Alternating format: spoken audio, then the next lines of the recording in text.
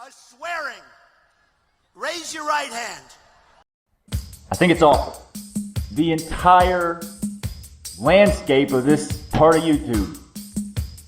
Disgusting, gross. People here are failures. They have no purpose. Absolutely nothing except for pseudo-intellectualism, putting big words on small ideas, and trying to pretend like they're important to the circle jerk of people that they have subscribed to them. It's also the people that talk to all day. Do I want to be like these people? Because you can't be around people and not become some of that. This is a part of the world that I've never been around, and a whole lot of other things I've never been around either. Just people who have time for nothing except destruction. It's hilarious. I didn't grow up around those kinds of people, and I somehow found them in this slimy little corner of YouTube. People who sit up in their dark, dusty rooms and try to waste other people's time and drag other people down into negative, fruitless conversations and actions. See, what makes it hilarious is that all these so-called intellectuals can't see past their own nose when it comes to dealing with the problems of society. The only thing that these dregs can do is stay in the shadows. I think I made a misstep and turned the wrong way at some point with these unfulfilled failures in life. God bless America, because absolute old dried up failures can still have a house and friends with like minds.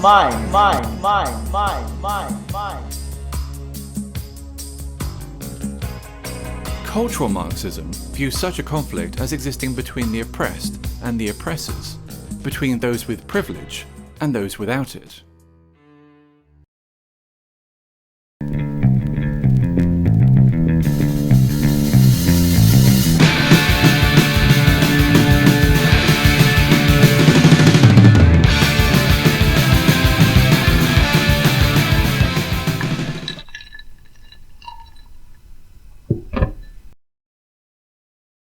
Welcome back to the Autonomist Lounge. As a follow-up to the Nice Guy episodes, a few points I want to make. 1. You dudes keep going on about how women like the unpredictable bad boy or the muscle-bound sports car riding brute. No, only women or men who have been abused by the so-called alpha male, or women or men with low self-esteem, are attracted to men like that.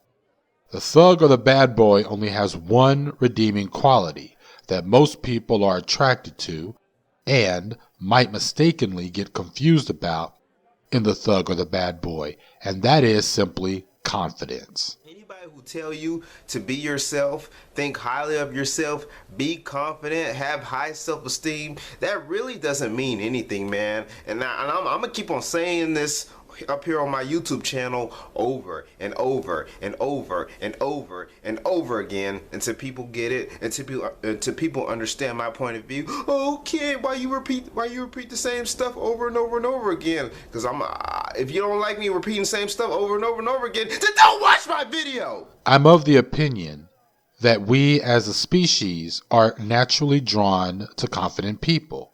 It's what we see in those that we uplift as leaders. You could be a complete imbecile, but as long as you are confident and sure of your positions, people will at least respect that. In the context of amour, human relations, it's the same story. So a genuine good woman or man, or the bad boy or bad girl with confidence, will have an easier time drawing people. You nice guys, like the elves of the Lord of the Rings trilogy, become orcs. Elves turned inside out, and you become abusive dicks because you actually get it twisted and think that confidence is to be abusive. Nobody is attracted to that. Nobody in their right fucking mind anyway. 2. Learn to take L's so you get rejected.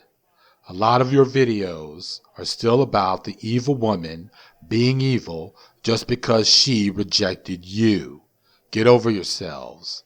She has every right to have a say in who she wants. She has every right to have a preference, just as you have a preference.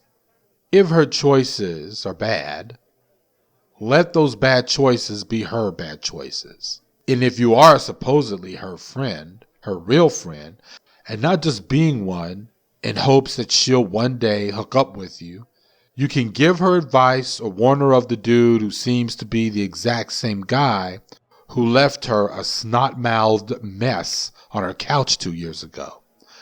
But talk her through it as to why she makes such decisions. And somewhere along those lines, it should be made clear to you that maybe she just isn't good for you romantically in the first place.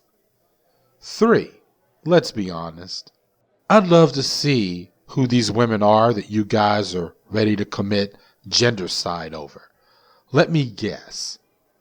She rates high on the manospheric chart of looks, or rather, she's out of your quote-unquote league.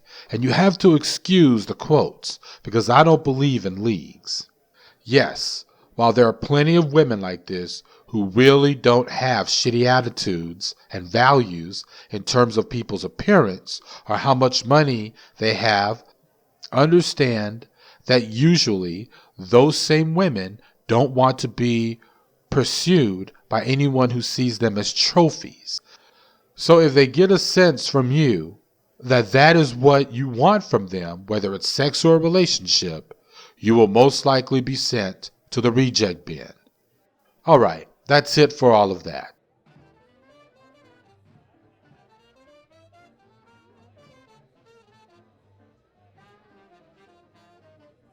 Now we finally come to the conclusion of radical wild parenting, family, and the patriarchal heteronormative ideal. This is actually going to be pretty short because really, I'm not going to bore y'all with listing studies, speculating if people are happy and balanced living in traditional marriages and households. And surprisingly, well, to some of you, I do not believe that traditional households are inherently evil. But I do hold the position, based on both lifelong observation, confirmed by anarchist and Marxist theories, that Western families function as units of consumption that feeds the coffers of the ruling class, and they condition children to be passively accepting of hierarchy. And the hierarchy of the traditional family is patterned by a capitalist society.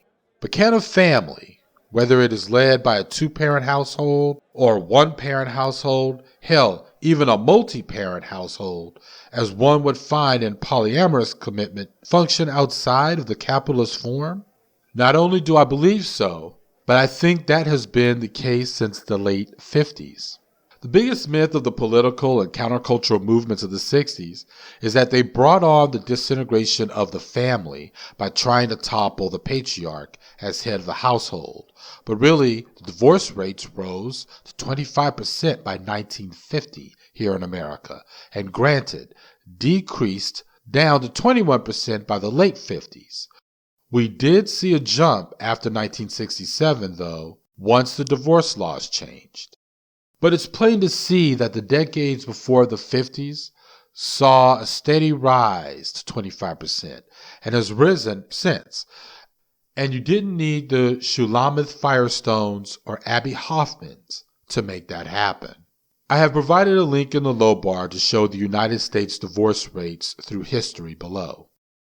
On the surface, most people look at my family and would assume we are traditional. I mean, we are a heterosexual couple and prefer to be monogamous. However, if you know us and know our politics, as I've talked about in Autonomist Lounge 4 and 5, we are not traditional in terms of gender roles. Who cooks, who cleans, raises the kids, who does home repairs and mechanical maintenance, etc. In fact, we resist such roles and want to pass on to our daughters the importance of not placing roles on either gender simply because it is unfair to impose such roles on anyone because of their gender. Now granted, when the girls were younger, I did not braid the hair any more than my wife will spackle a hole in the wall or run a drill. That's because I have some motor skill impediment where I just never could get hair braiding right, and my wife is not mechanically inclined unless she is absolutely forced to, and I just happen to be in some alternate dimension and could not be reached at the time. As I touched on earlier in other videos of mine, we don't teach the idea that the two-parent household is inherently functional and strong, and single-parent household is inherently dysfunctional and fucked. Further, we believe in the idea of extended family of friends and community raising children as a better alternative than the nuclear family. I admit I'm the one who had to been influenced by my wife on this idea, and it took me some getting used to since I'm more of a loner with isolationist tendencies. Thanks to the LGBT folks, they've helped us as a society further expand the scope of what a family is and is supposed to be. Again, I'm not going to go into studies on whether LGBT-led families are healthier or better for children because those studies swing wildly either way. Of course, the right wing have done tons of work to try to prove that LGBT-led families are going to produce demon spawn. And one can see objectively if kids might not do well in school or have some behavioral issues if one of the parents happened to have come out and started a new relationship in a short amount of time, as I've read in a few studies. But having been in the business of raising kids in the past 16 years, I owe that level of anxiety or whatever issues they may have to big changes in the home environment. Whether they will eventually get settled or not, kids always will have a problem adjusting to major changes like that, regardless of what's happening.